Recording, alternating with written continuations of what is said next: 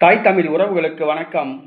உதயநிதியை எதிர்த்து போட்டி என்ற தலைப்பில் இந்த காணொளியை நாம் காண்கிறோம். தமிழக வெற்றிக் கழக தலைவர் நடிகர் விஜய் உதயநிதியை எதிர்த்து போட்டியிட திட்டமிட்டுள்ளதாக கூறப்படுகிறது. அவர் தன்னுடைய ஜோதிடரின் ஆலோசனைப்படி 2 தொகுதிகளில் அவர் போட்டியிடுகிறார். ஒன்று தமிழகத்தின் மையப்பகுதியான திருச்சி கிழக்கு தொகுதியில் போட்டியிடுகிறார்.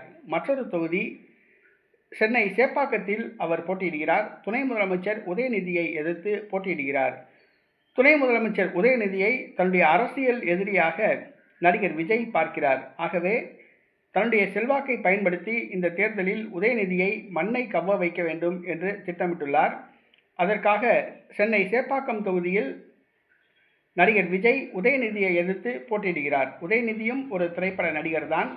அவருக்கென்று ரசிகர்கள் உள்ளனர், திமுக தொண்டர்கள் உள்ளனர், அவருக்கு பம்பரமாக வேலை பார்ப்பனர். அதே நேரத்தில் நடிகர் விஜய்க்கும் தற்பொழுது சென்னை சேப்பாக்கத்தில் அதிகமான ஆதரவு உள்ளது. ஆகவே வருகிற சட்டசபை தேர்தலில் சென்னை சேப்பாக்கம் தொகுதியில் உதயநிதியை எதிர்த்து நடிகர் விஜய் போட்டியிடுகிறார்.